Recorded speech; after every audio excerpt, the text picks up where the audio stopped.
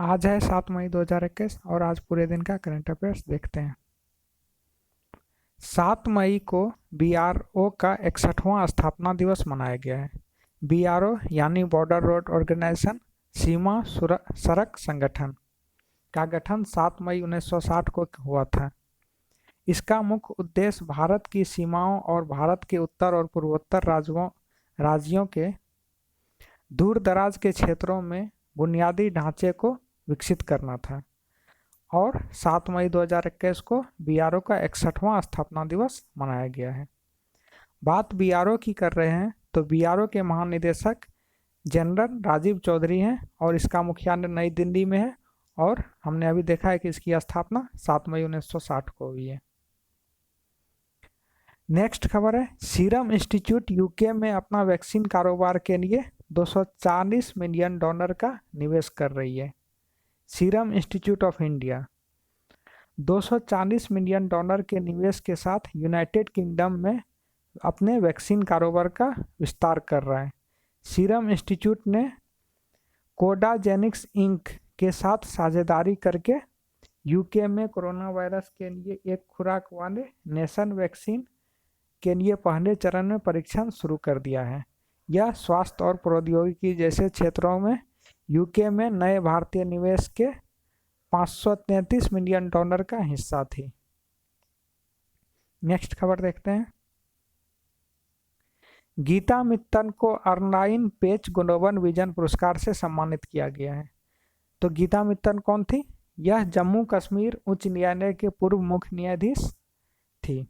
इसको 2021 में ऑनलाइन पेच ग्लोबल विजन पुरस्कार के 2 प्राप्तकर्ता, एक और प्राप्तकर्ता थी और एक ये है, के रूप में घोषित किया गया है। यह पुरस्कार 7 मई 2021 को वर्चुअल उद्घाटन समारोह के दौरान AIAWG के द्विवार्षिक सम्मेलन में प्रस्तुत किया जाएगा।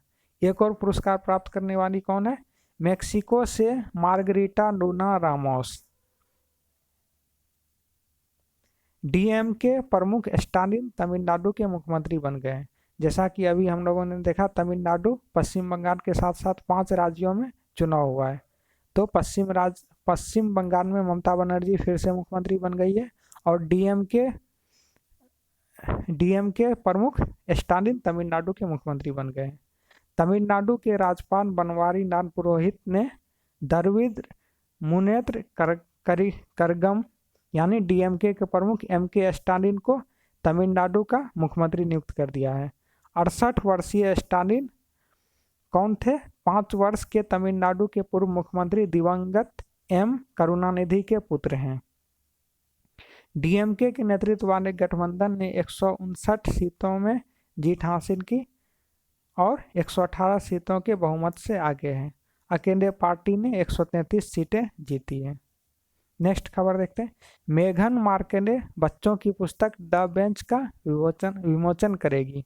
मेघन मार्कल 8 जून को द बेंच नामक अपनी नई पुस्तक जारी कर रही है, जो एक कविता से प्रेरित थी, जो उन्होंने अपनी पति प्रिंस हैरी को उनके फादर्स डे पर बेटे आर्ची के पिता के रूप में लिखी थी। क्रिश्चियन रॉबिन्सन द्वारा वाटर कलर इलस्ट्रेशन वाली पुस्तक एक कविता के रूप में शुरू की गई थी, जिसे मार्कन कहती है कि उन्होंने आर्ची के जन्म के बाद पहले फादर्स डे पर हैरी के लिए लिखी थी। अब नया खबर देखते हैं, कोविड-19 के कारण अभिनेत्री अभिलाषा पाटिल का निधन हो गया है। जैसा कि अभी हम लोग देख रहे हैं, कोविड-19 का अभी बहुत ज़्यादा ही प्रॉब्लम चल रहा है। तो ये अभिलाषा पाटिल थी कौन? गुड न्यूज, बद्रीनाथ की दुल्हनिया और छिछोरे जैसी फिल्मों में अभिनय करने वाली अभिनेत्री अभिलाषा पाटिल कोविड-19 के समस्या से पीड़ित थी और 47 वर्ष की उम्र में इनका निधन हो गया है। और बॉलीवुड के अलावा पाटिल ने मराठी के कई फिल्मों में भी काम किया है, जिसमें 8 दिवस, बायको देता का बायकी, प्रवास, पिप्सी, तुझमाज अरेंज मैरिज, ये सब में भी काम की थी ये।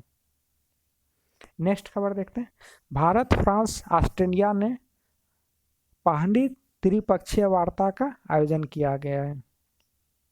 G7 विदेश मंत्रियों की बैठक के अवसर पर लंदन यूके में पहली बार भारत फ्रांस ऑस्ट्रेलिया त्रिपक्षीय विदेश मंत्री वार्ता हुई है। इस बैठक में भारत के विदेश मंत्री एस जयशंकर, यूरोप और विदेश मामलों के लिए फ्रांस मंत्री श्री जीन येवेस ले ड्रियन और ऑस्ट्रेलिया के विदेश मंत्री सीनेटर मॉरिस पैने ने भाग लिया है। नेक्स्ट खबर है, पूर्व केंद्रीय मंत्री और आरएनडी के संस्थापक अजीत सिंह का निधन हो गया है। पूर्व केंद्रीय मंत्री और आरएनडी यानी राष्ट्रीय लोकदल के संस्थापक नेता अजीत सिंह का कोविड-19 के कारण निधन हो गया है। वह भारत के पूर्व प्रधानमंत्री चौधरी चरण सिंह के पुत्र थे। Thank you, good night.